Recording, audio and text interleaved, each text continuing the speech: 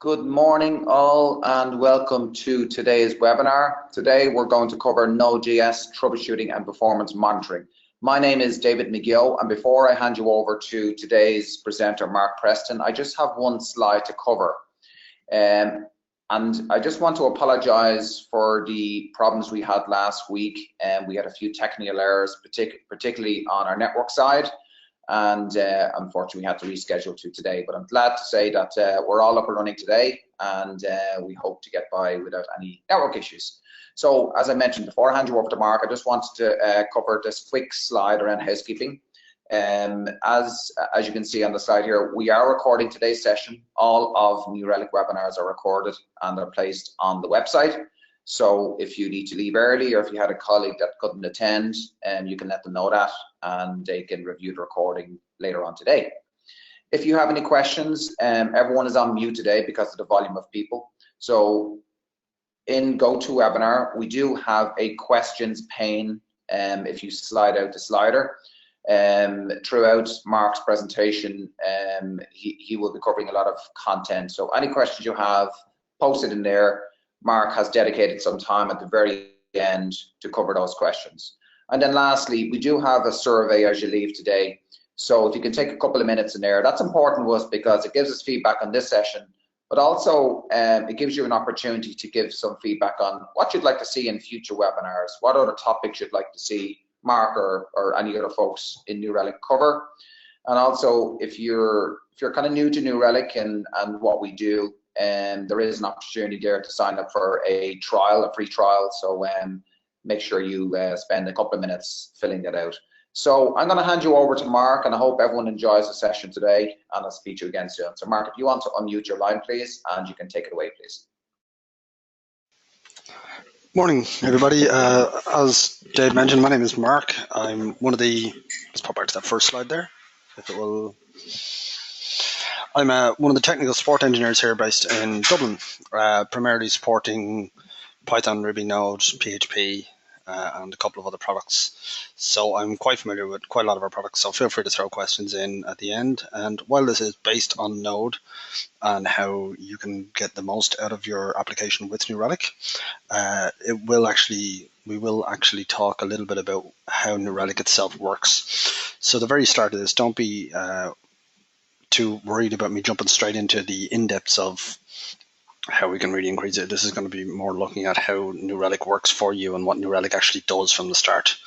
So if you are quite familiar with New Relic, please bear with us a little bit at the start while I bring everyone else up to speed, but we will jump into it as we go on.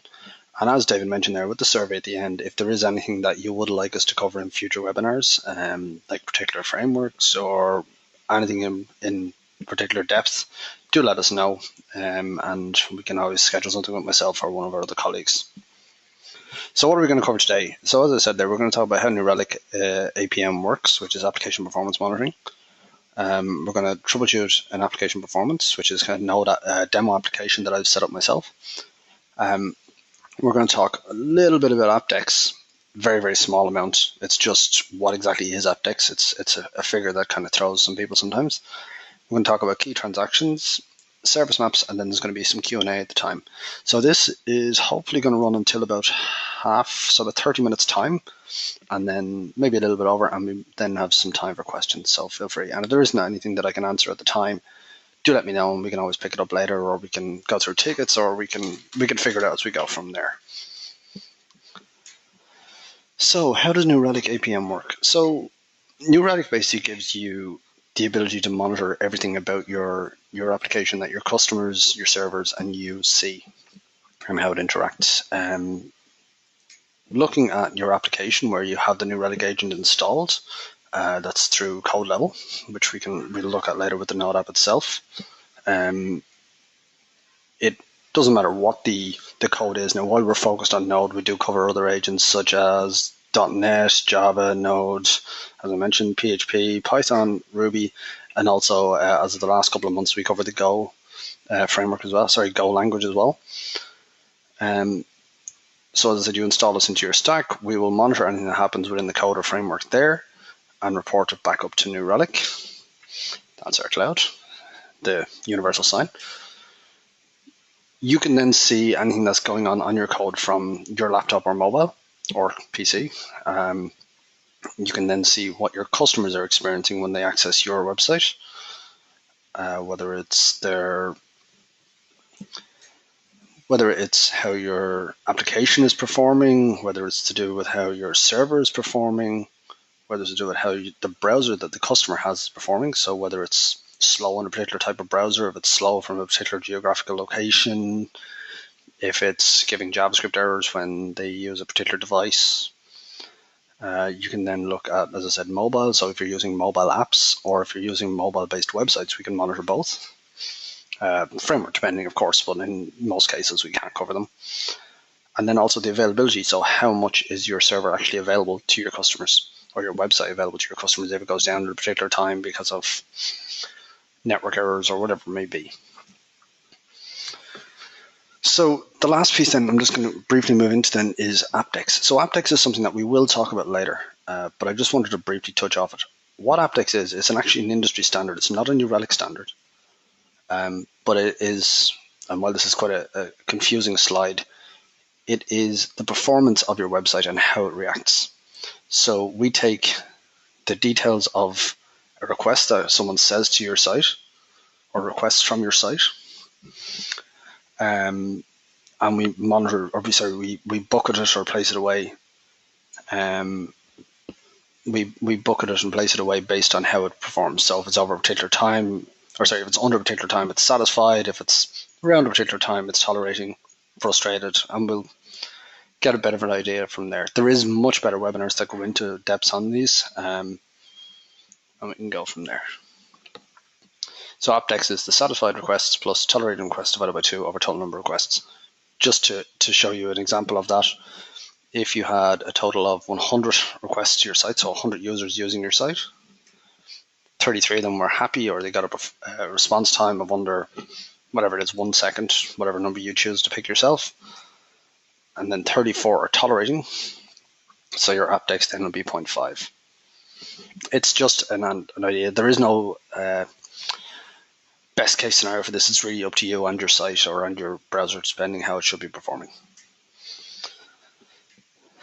And the Apdex threshold does have an importance that if it's too low, you're going to get false positives. So you might say that, oh, well, if my site is taking longer than 1 second, that's a problem. But is it actually a problem for everyone? It's up to you to figure that out.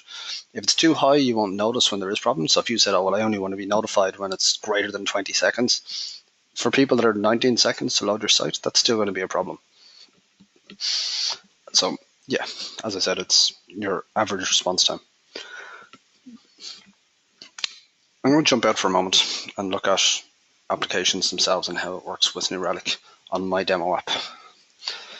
So I have a basic Node application here. Code is up in GitHub, but it's really just a normal Express application itself.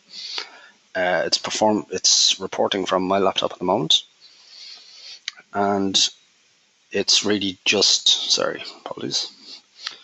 It's really just a very basic app. It's just got a couple of links on it that do different things. So I have it raising errors. I have it doing logins off a Mongo server. It's not doing anything special, so to speak. It's just your normal out-of-the-box app. Integrating New Relic with it really was very, very easy.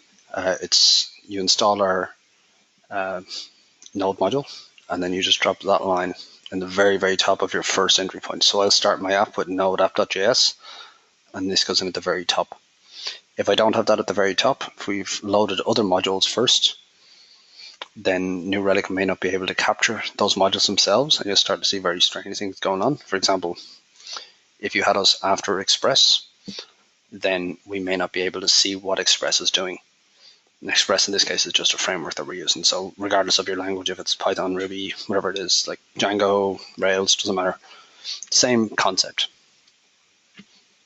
So we just drop that in there, and then when we fire up our app, and we hit it there with a couple of different requests by loading up different pages. So when we go over to New Relic, and I'll just swap the time zone to the last 30 minutes. You'll see we've started to get a couple of requests coming in there. This will take a couple of seconds. It filters across. It's on a time series. So it will just filter left to right. So the transactions for the pages we hit will get captured onto this transactions page, and you've got some options on the left hand side for the different things to do with your site, whether it's external services. So if you're loading, say, a Google map onto your page, you'll see that in external services. Your databases, so in my case I'm using Mongo, so you'll see details in databases. Service maps, which we will talk about later, so I'll skip over that for the moment. The errors, deployments, which I don't have on this site, but I can show you on another one at the moment actually. Then some basic reports, and then alerts as well, which I won't talk about in this webinar, but if we have some time at the end, I might do a really quick example of what's going on with alerts.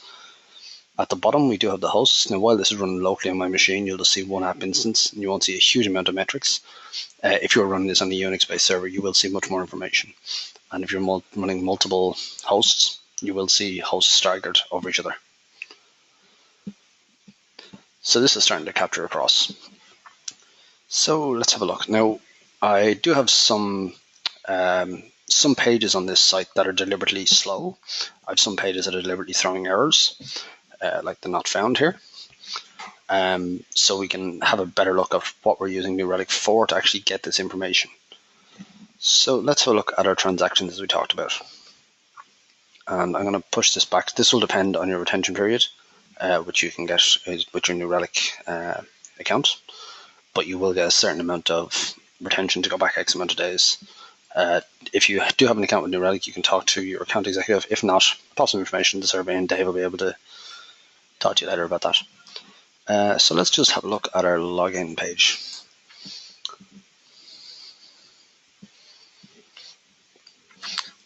Which isn't giving any information, or if it is, I just cannot see it. There we go. So it does have some information there. Let's go for the last 3 hours.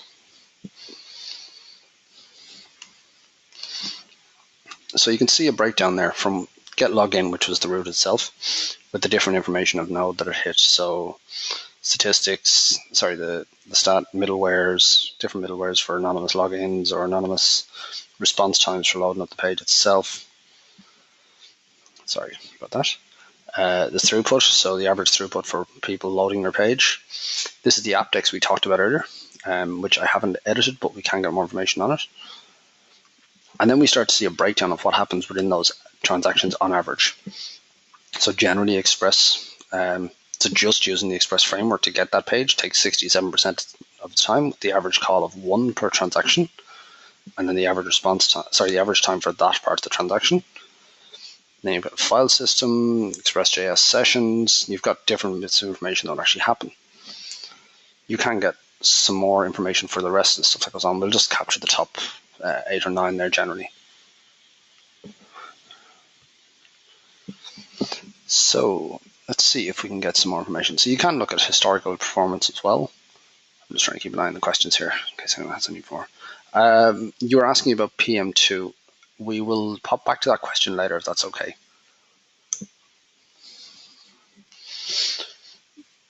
So historical performance will give you an idea of how this transaction has performed over time. So if you've done some code changes, you can go back through historical performance over the last 3 hours, yesterday, last week, etc., to get more information on how that performs in a period of time and get more information on it from there.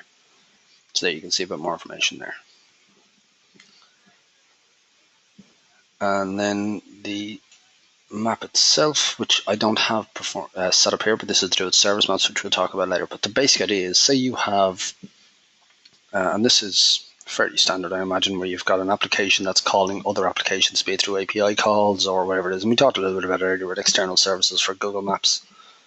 Well, Google Maps is a bad example. Say you've got a back-end server that's running your API in one language, and then you've got your Node server running your website. You can set up maps to see across these applications and see what's going on with other ones. And we did talk a little bit about them with service maps earlier, which we will come back to. But the basic idea is you could start to see your storefront, the browser, the service that it could be, your API, user services, inventory services, and you get an awful lot more information as we go down. And these are all separate applications. They don't necessarily have to be the same code base. these are all Java applications, but just as likely they could be a Node application, a Ruby application, a Python application, doesn't matter.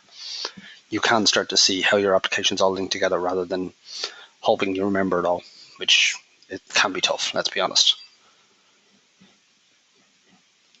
Let's have a look at some errors or what might be causing it. So if we pop back to my slides for a moment, where are we going?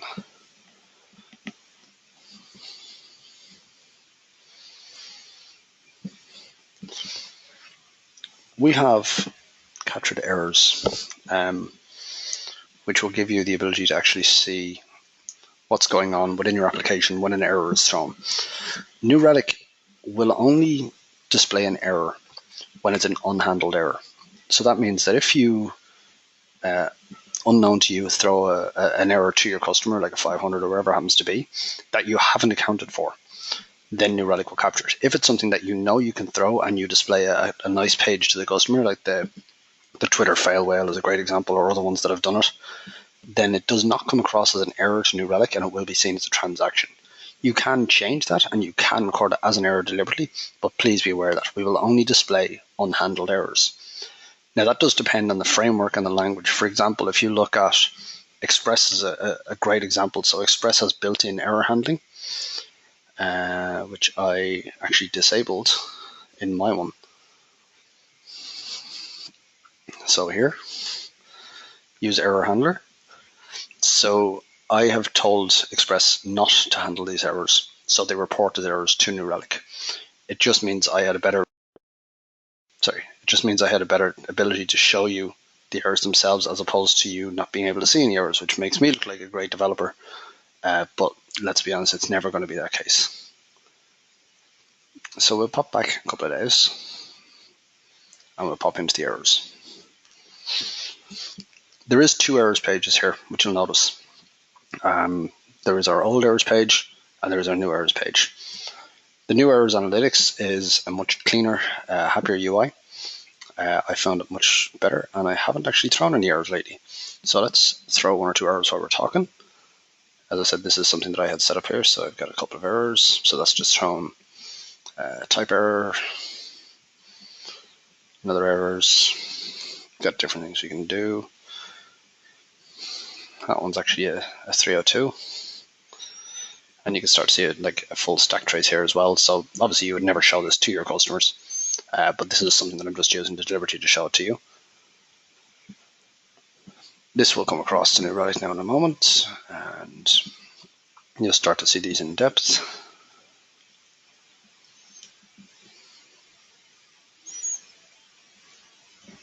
So this should come across now in a moment. But what you will actually see in the overview, and we'll notice it if we pop back a month in this case, is you can see the error rate itself and what actually happened during that time period. So if all of a sudden, like obviously in this situation, if I had a 66.1% error rate, so 66% of transactions that were hit by my site had an error, that's a problem. That's a major problem. So you might have New Relic set up to alert you when your error rate is over X%. You know, a low error rate may be acceptable, but obviously if it's much higher, then you've got a problem. So in this situation, I've about 1 error a minute, and then the request per minute is 1.36 requests per minute. So that's close enough to 1-to-1, which is obviously close enough to the 66% there. So what else have we got here? So let's have a quick look at these errors. See what actually occurred. All these, which you may have spotted there, all of these graphs, you can select a time period. So if, for example, you're looking at throughput and you go, oh, that's really interesting at that moment, or you're looking at your app decks, or you're looking at your web transactions, or your error rate, you can literally drag and drop an area. It will zoom in and it will readjust all of the time pickers, all of your graphs, so they all match with those exact times. Really, really handy to have because it means you know you're looking at the same time. Now, the one thing to know about New Relic is the times that you look at can be the same as the times your other developers look at. While you might be based out of San Francisco or Europe or wherever it is, and your developers are based on the other side of the world, telling them this time zone.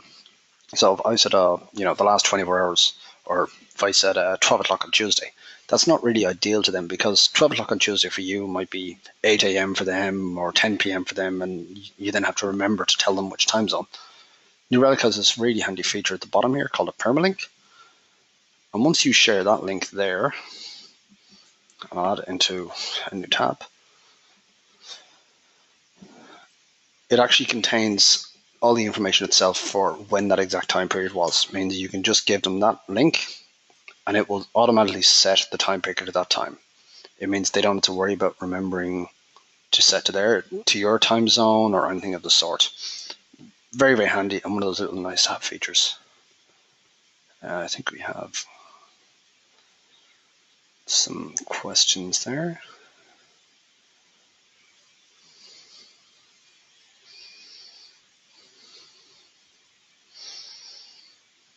No. Okay. Again, folks, if there's anything that you want to ask about, you can just pop in questions there on the right-hand side, and we'll be able to pick them up. So let's have a look at these errors that should have generated by now. Now, in this situation, my errors are just throwing some basic errors themselves. Great, so we actually have some here. Cool. Let's just pop back to the last time period. 6 errors. So errors gives you the ability, and while these are raised errors deliberately, and I've done them deliberately, so I know what to expect, you can't always say that will happen.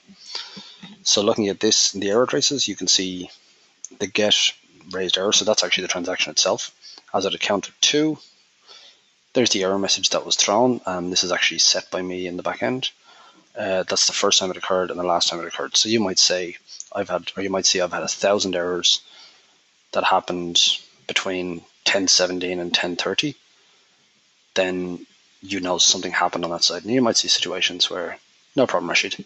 You might see situations where your database went down, or for example, I was to switch off my Mongo database, you'd start to see more errors here, which would recur in.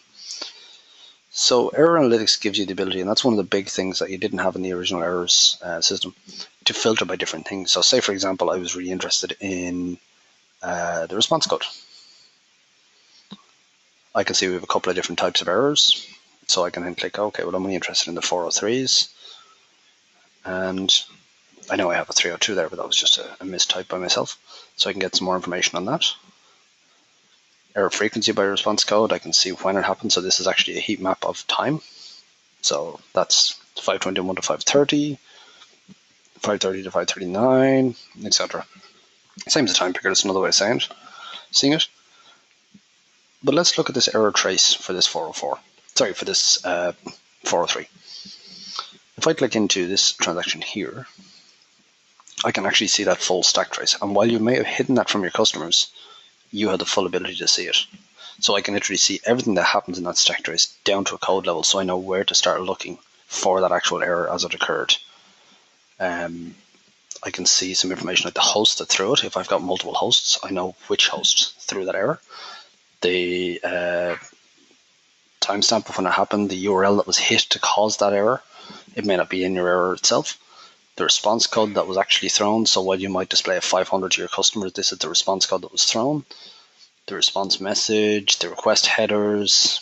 You can get an awful lot more information, and you can add more information in here. Like say you wanted to know there was a particular meta attribute that you wanted from your customers, you can add it so that when an error is thrown, it captures that and passes it to us as well. Really, really handy stuff to have. That will really help your developers see what's going on with these. And then you can, if you have Jira integrated with us, you can start to capture the Jiras themselves and actually report these errors back to the Jiras. So there's a real good integration here with other applications as well. If we pop back to these errors again and just see what else, just to give you another example of one. So this is just another error. Same idea, same thing, same request headers, 500 in this case, I believe. Yeah, 500 in this case. And then the request method is get. So it's some really invaluable information that will help people spot what's happening. Okay. Just to mention, I got a question there, an interesting one, and Zane, thanks for that. That's what he's asked is, can New Relic function alongside a serverless environment, i.e. Node.js within AWS Lambda? We can investigate it. Now, ideally, we should be capturing a lot of it. I know, for example, with Python, we can capture cron jobs.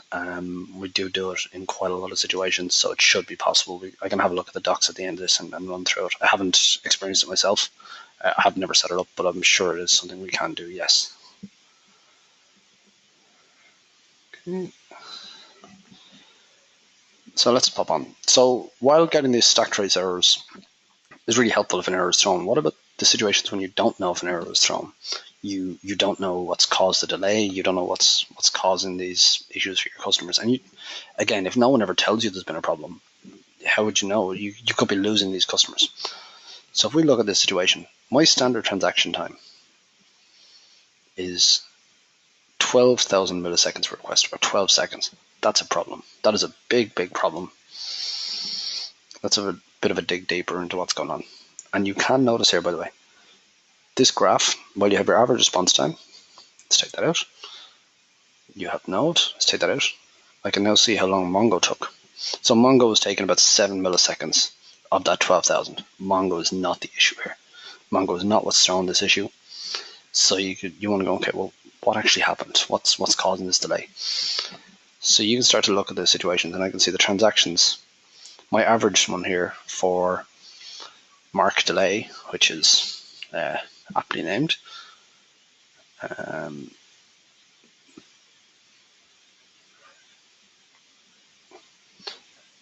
If we have a look at mark delay, now this is one that I've actually added a sleep timer in the middle of the function deliberately, so I want it to be a long delay for this page to load, but say whatever it is, like it was a blocking call that was stopping your page from loading, or you've got a request where an API has to return something before it'll load, then in this situation you'd start to see these delays. So you can actually break them down to say, okay, well, was it get mark delay was taking quite a while? Yes, it was. Was it middleware? Was it statistics? More middleware. You can start to really find out what's occurring within it. So there you go. We can see actually that one was causing 16,000 milliseconds. And again, you have the same information for the average times, which we looked at earlier. But while this is all well and good, and you're only seeing occurrences of this on a whole, so an average occurrence of everything, you can get a dig in, and this is kind of similar to what we saw with error traces, and these are called transaction traces. What this will do is it will capture the slowest performance in a given amount of time and actually capture that entire information. So in this situation, we can have a look at a transaction trace for this occurrence that happened at 9:16 a.m., where the response time for this one was 32,800 milliseconds. We can see what took the longest period of time. We can see the categories of what took that time. So get mark delay was taken 3 times. It took 22,000 milliseconds. You can see the response code, the response message, and we get some header information. Now, as I said, we talked about this earlier, and I know there was a question there a moment ago about how do we capture more meta information.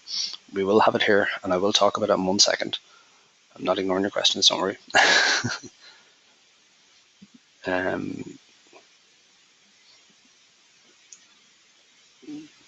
Jacob just asked there about errors being ignored. You can ignore an error.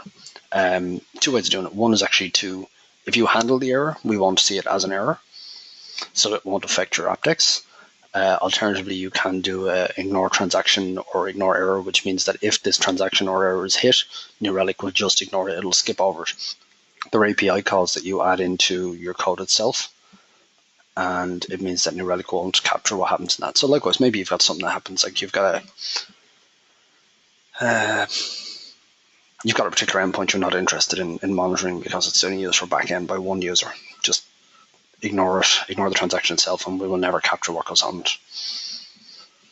I'll show you that API as well, or I'll show you a link to where we have them.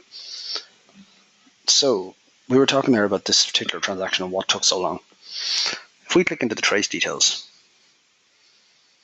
we actually get a full tree breakdown of what happened during that transaction at that time period. So this is a single user experience of viewing this particular transaction. So you can start to see the method calls, the length of time they took, the middleware, time it took, you get some really detailed information. And I can see that this caused a problem. So you can start to go back through your code and you say, okay, well, look, that caused an issue, this one caused an issue. It'll give your developers a good start to be able to go in and look at the code and say, okay, well, I know this is what caused the issue. And you can dig in deeper and you can start to really dig into those transactions to find out what's causing the delay, what's causing the performance issue, what's really stopping your users from experiencing the best thing they can from viewing your site. And that works for all your transactions across the board. So if you look at, it's going to be a bad example. If I look at the get API, I don't have any transactions for it, of course.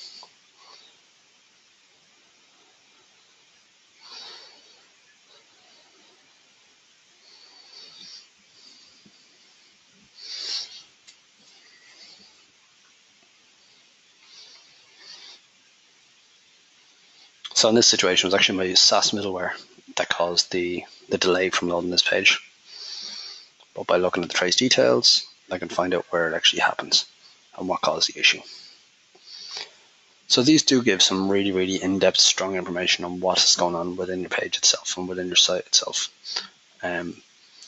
We did mention a little bit about key transactions, which I will talk about. So if you had one particular transaction, so say your sign-up page, that you really want to watch very carefully as its own transaction and not as an overall of all your other transactions. This is one that means an awful lot to you because it is such a key part. So whether this is your sign-up page, whether this is your credit card processing, it doesn't matter what it happens to be, but it's a page that you need to make sure operates exactly as it should. And sign-up is obviously a good one. So when you load this up, you can hit track as key transaction, give it a name. So I will just call it mark key transaction.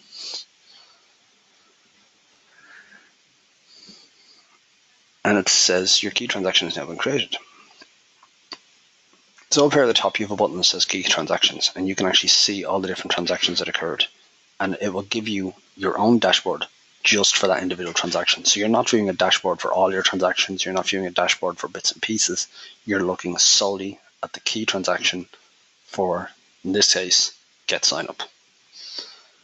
Really, really invaluable information. You can alert based on it. It has its own apdex. It has its own throughput measurements. It has its own events, own error rate, the whole lot. So it's effectively like you're viewing just a single application, a single endpoint on an application. Really, really strong stuff. You can get information like SLA reports for that key transaction. So how did it occur in the last X amount of time?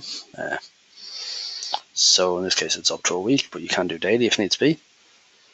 So for those of you that are managers, this is stuff that's great to view, or if those of you that have to report this information back to management, these are great graphs as well that you can see it. And you can leverage other information. Now, I won't talk about it, but using things like our insights endpoints to get more information on how they're visible to you.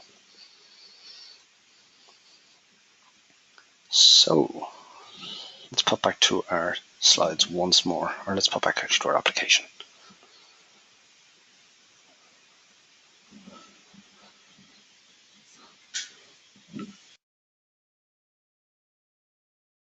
Apologies about that. One thing we didn't talk about yet, we mentioned a little bit with SaaS a second ago, is your performance of your page itself. So the graph, while it measures your web transactions, and it's all very web framework, and we did have a question there about non-web. You do have non-web transactions, and you do get similar, quite close information based on non-web transactions. So you can get a similar set of graphs for throughput, apdex, error rate, etc. from non-web. If it's reporting a non-web transaction, this is where you'd see it. It's just this button. In my situation, I don't have any non-web transactions in my app, but it would be available to you. One thing that we did talk about for SaaS, etc., and your front end of, well, it's all well and good knowing how your application is performing. What about your JavaScript calls and everything that happens on the front end that your customers see, but that doesn't really stop them clicking around the site itself? Up here, while you have your app server, you also have your browser. If you have your JavaScript headers, and New Relic works by injecting JavaScript headers into the web pages themselves. Sorry, just hold that for 1 second. In many situations, and we'll just have a quick look at the docs here. Actually, sorry, apologies. There's a different way I can do this. Browser.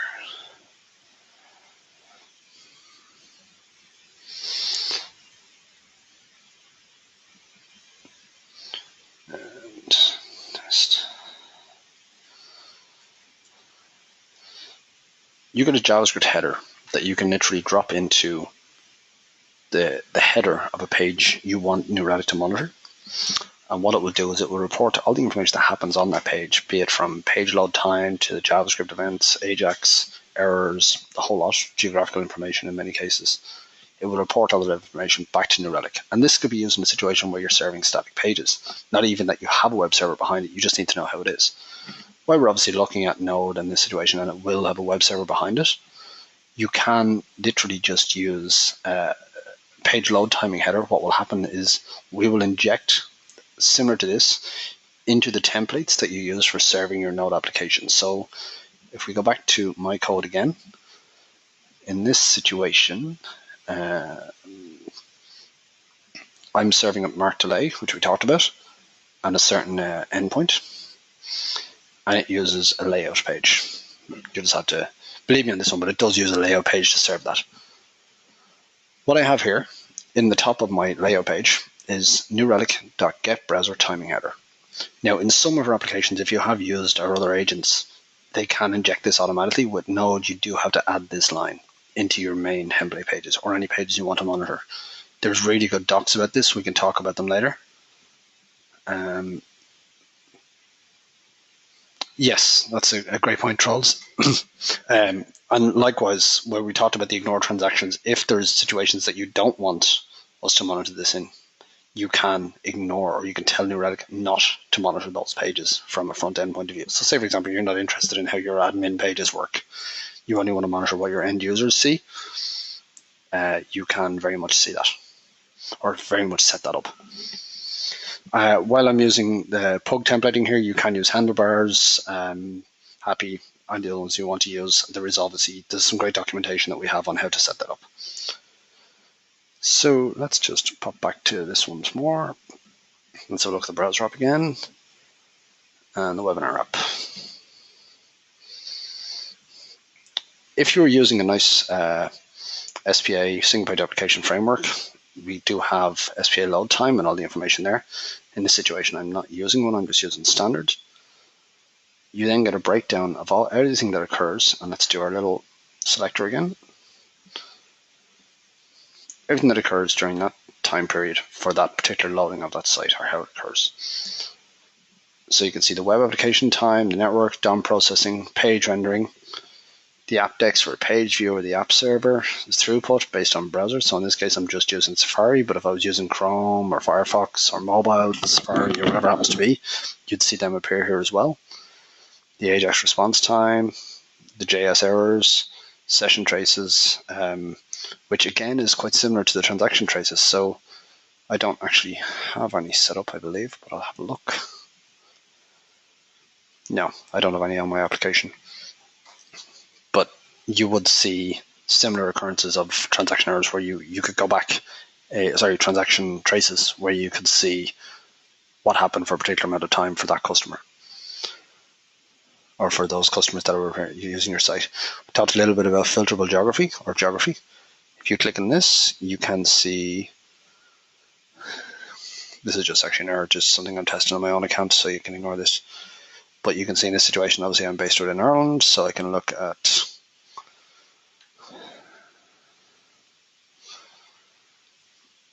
Dublin and the page load count. So likewise, if you have customers all over the world, you can see a heat map based on what happens within those time periods, within those locations.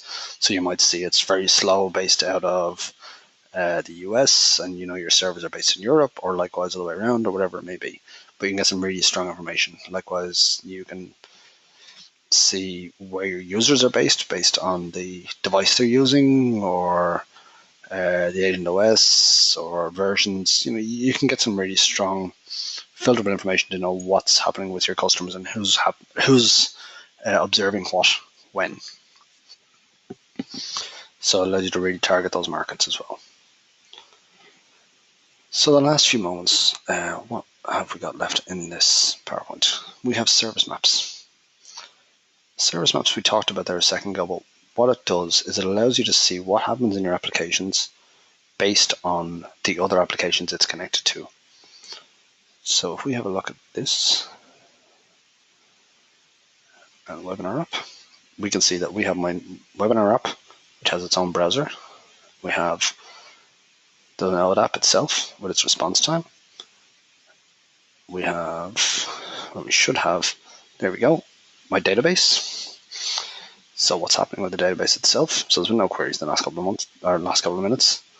But you can start to see a real breakdown of how your applications are actually performing based on the other applications it's connected to and how they all interact. I do have another account here that uses service maps, which we looked at a second ago. So the order service and how that performs. And these are all movable as well to make it a little bit easier for you to see what's happening. And you can zoom in and out to get the information on it. So you can see the labels, which there is information on. You can see the number of hosts that are running, the average response times. You can get some really good information based on it. And then by clicking that little button there, you can actually go to that application within New Relic itself. This is a Java-based application, but same idea of the Node, where you've got good throughput, error rates, transactions, the instances. In this situation, there's one running inside a container. So if you're using containerization or Docker or whatever it happens to be, you can see that. So it does give, you can see the power of where it's actually coming from there. So that is the service maps themselves. One thing I didn't talk about, which I'm just going to quickly go back to, is databases. And I touched off it a moment, but let's run back to it. You can actually see the transactions that are happening within your database and what is occurring when. So I don't have a huge amount of transactions in this situation for the database, but you can see what occurs, the time consumed by caller, the different transactions themselves that happen within it. So whether it was an update call, whether it was sessions call, you can see a lot of information there, and you know what's your slow calls, what's your fast calls, etc., or what's being hit an awful lot of times when it doesn't need to be. And these will also occur in your transaction traces as well. The last piece that I wanted to just touch on is actually very, very new, and that is the Nodes VM page. There's a really good documentation on this, so it's a VM statistics. I will provide this at the end, but you will actually find it from Node.js agent supported features. And what it does is it allows you to get a lot of information based on the runtime of how your application server is performing. So if we have a look at my application, hopefully we've got some statistics here. And as I said, this is only new, so if you're using an old version of the New Relic agent, you may not see this yet, but upgrading will obviously give you some great new features. You can see the garbage collection pause time, frequencies, time by type, memory usage, CPU utilization, event loops, CPU unit time per tick. So you can really get down to what's happening within your JavaScript, within your Node VM, and get some more information on if you're getting issues with garbage collection, or if you think you're getting caught up and that's causing issues with memory utilization or whatever happens to be, your timeouts. You can really dig in much deeper than you could previously, and this is a fairly new feature that we've had, but it's really, really helpful, and there's some really strong information in here. So whether it's using V8, now there is some caveats based on the versions of Node, etc., that we have available, but most versions should be covered. Installing it is very, very easy. It's a particular it's another module we use called the native native module, or native metrics module, which you can just install with this, and then that's it. It will start to capture based on that. You restart your server after you install that, and it will start to capture that information based on your server back to New Relic itself. And that is, hopefully, you can see where New Relic can really help you identify what's going on and what's causing those issues that you may not be seeing for your Node application itself. We talked a little bit about the API calls you could use, and someone asked about the ignoring certain pages. So if you look at the API within our docs, there's quite a few there. But let's just look at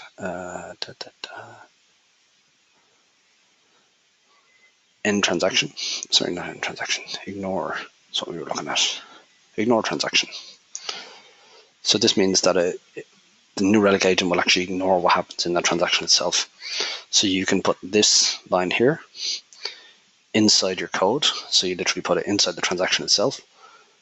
You can pass it a parameter or anything like that, and it means that the transaction itself will be ignored, and New Relic will not see what happens in that. Likewise, we talked about if you handled errors but still want to report them as an error to New Relic but don't want to report them as an error to your customer, you can use our notice errors, which means it will pass an error to New Relic with certain parameters, which we talked about earlier. So this is the metadata, to try and capture information, and we can actually see that information with an error within New Relic. And it means you're not incorrectly reporting it as a transaction when it should be errored. If you want to do, and someone asked there about ignoring 400 errors only or particular transaction endpoints, I believe this is something we do have available. Let me just have a quick look on that one. If anyone has any questions, by the way, please feel free to ask them now. And while I'm looking for this other information, I can pop back and forth to the questions.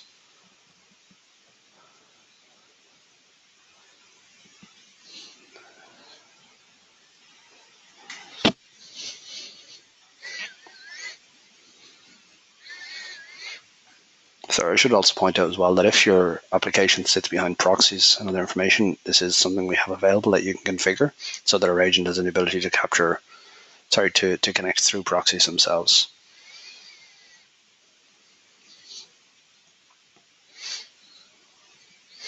Yeah, so if there was certain error codes that you want to make sure we don't capture in your config file or in your New Relic config file, which I will show you in my application here.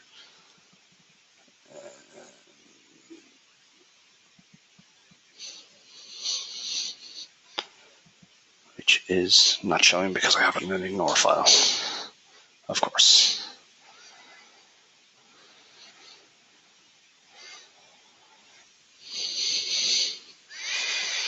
So you can just set it inside a config file, Node.js. The reason this isn't showing for me, by the way, is I have a git ignore in this file, or in this folder. And you can just set information in there.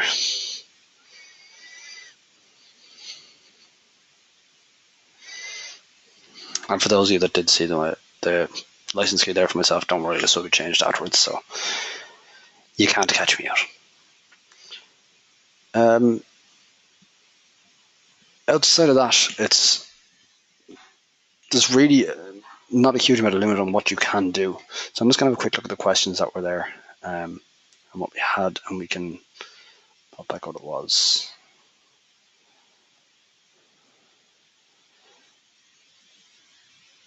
You can, so Zane asked about the serverless environments. I need to check that one out, Zane, so I will come back to you if that's okay. We have your email address from the sign up. I know you can definitely use us to monitor background tasks that happened. Is that what you were asking about, or is there something else there? Johan asked about additional metadata. So this is actually in quite a lot of our agents, and it is custom parameters.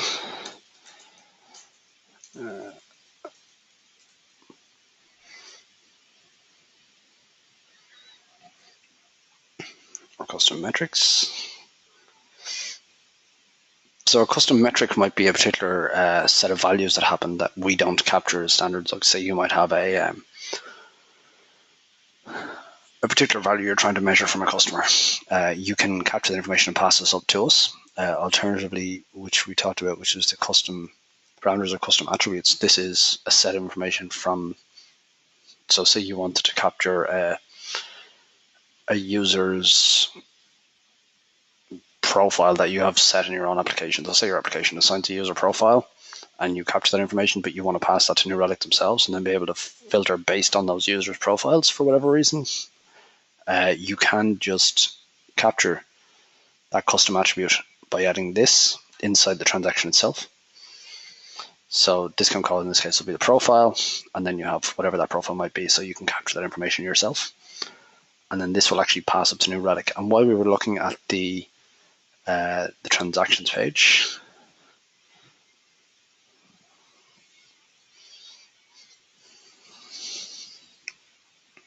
where's it gone?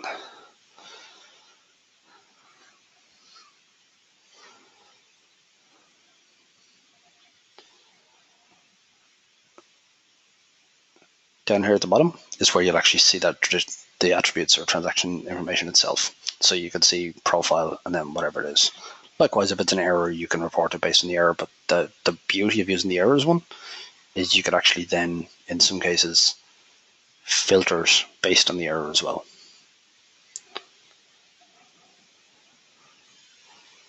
So that is something that is very, very handy to have. This goes across all of our agents, by the way. And there's all information here in our docs. And you can record them from the browser as well. So if it's a front end one you're particularly trying to capture, you can do it as well. Infrastructure, which is our server monitoring system, be it for Windows or Unix, has something similar. If any of you are interested, there is a webinar on tomorrow for that, which you can do. You can, of course, sign up for. When you go into New Relic, at the bottom here, you'll have webinars, which is going to, of course, elude me, but it does show up. There we go, webinars. And there is one being hosted tomorrow at a similar time, I believe. And there we go, webinar infrastructure. David will provide information, I'm sure, at the end for this as well.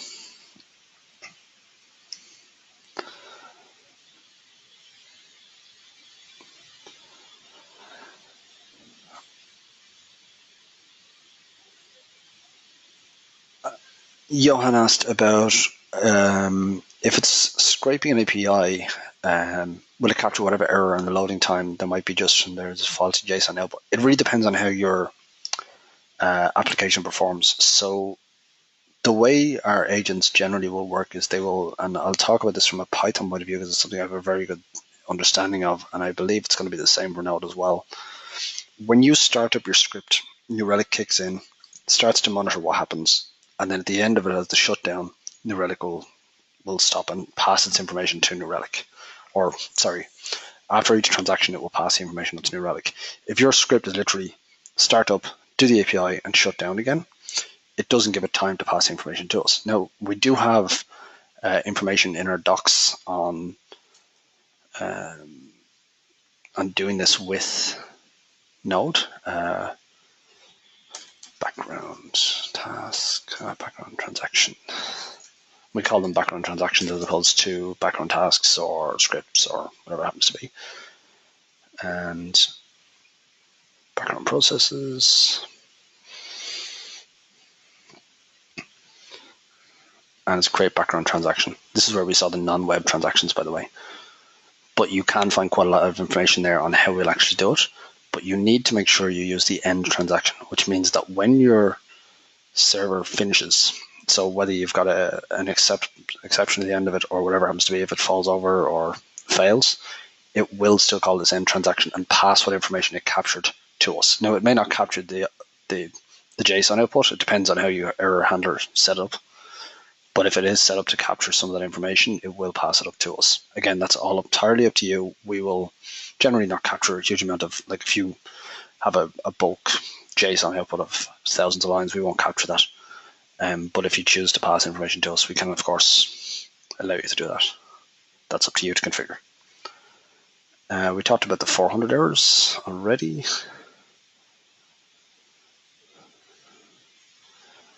Trolls asked about single page application and how we determine when a transaction starts and ends. That is a great question. And I will be the first to admit that my front end experience is lacking, to say the least. But there is some really good documentation on single page monitoring.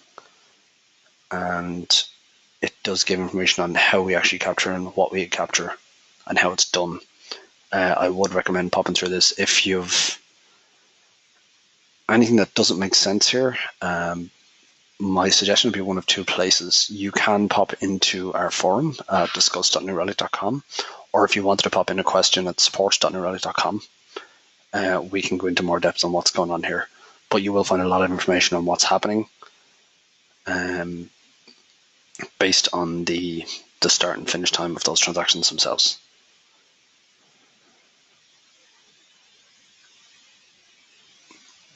Patrick asked about the ignore flags through configuration. You can indeed. We looked at the error, so ignoring based on the status code. That was based in your Relic.ini file, sorry, your Relic.js file. You can do it in your config file for other transactions as well. So if we look at, where is it going? Ignore transaction.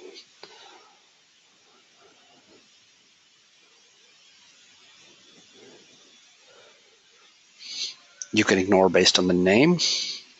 So you can, and our node agent is actually quite unique in this way. You can use regular expression to ignore based on certain variables. So say you're running an online shop and you've got /grocery/ and then a huge amount of information in the URL.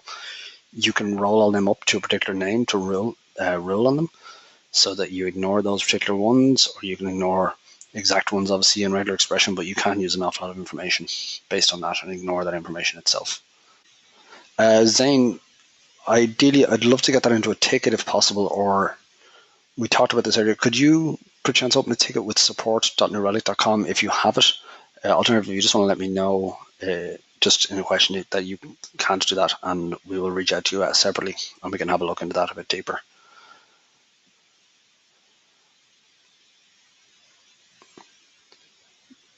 Patrick asked about XML configuration for .NET. I believe so.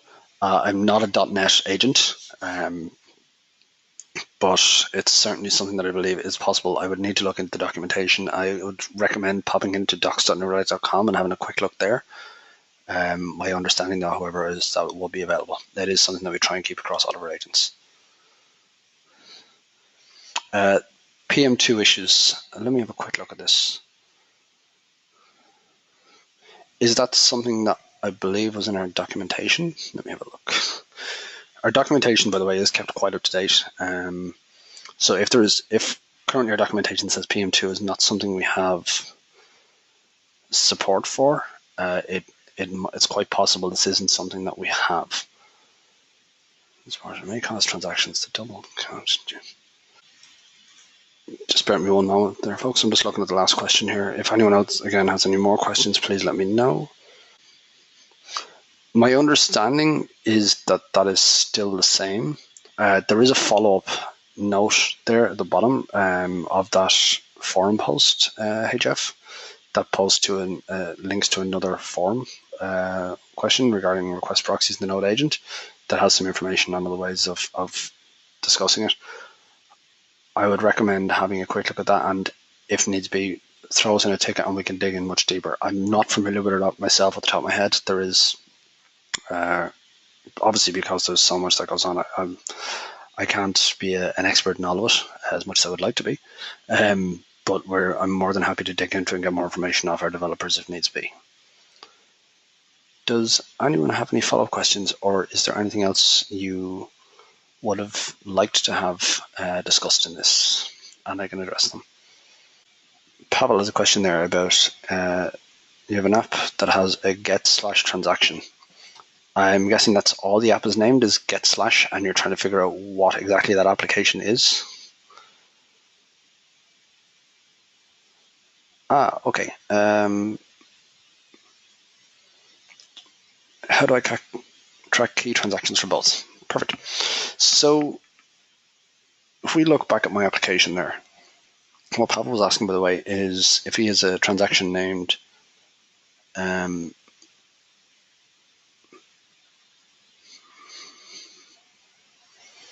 he has a transaction named just get/, similar to what I have here, can he capture a key transaction for just that application? you can. So like we did earlier, so I'll just name this, I'll just call this PKT, tracks key transaction, and unique transaction. So this is just for that one, and likewise we can pop between the browser or the app server for that transaction itself. So that will cover everything you need to know for that transaction. I'm not familiar with your question there, Tony. Let me have a quick look. You're asking about WinBar. Are you talking about at the top here that will monitor certain information?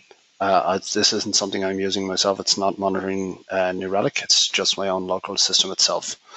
There might be third-party ones out there, but it's not something we have available. But if you could elaborate on that, I'd love to hear a bit more. And again, you can pop into our forum and ask questions there. Same call-based execution, but can I aggregate these somehow to get an overlook on how they can? Okay.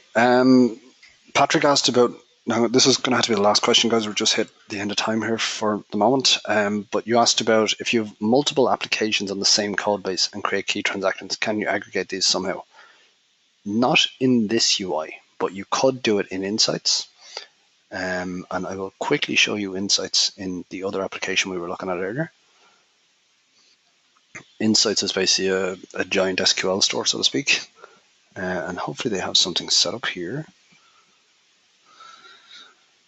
that will capture, yeah, it captures quite a lot of information based on different things. So if we have a look at transactions, let's just have a look at this. So select start from transactions. Since those of you that are familiar with SQL will feel very at home with that. But this is all the information we capture for that transaction for all applications and all the information we capture. So you can use some SQL magic to write up something there yourself, which I believe should do what you're looking to do there, Patrick. Okay, folks, I'm just wrapping up myself here on this side. So thank you again for attending, and thank you for taking your time to pop along this week. Apologies again for the issues we had last week with the network, but I'm glad that we were able to finish it up on this side for today. If you have any questions, please feel free to drop them into the survey. You can also reach out to us at discuss.newrelic.com, which is our forum, public forum, or you can reach out to us at support.newrelic.com to open a ticket with us. And as I said, pop into the survey if you had anything that you'd like to follow up on or anything I didn't discuss. We can always go from there. Thank you, and have a great day. Bye-bye.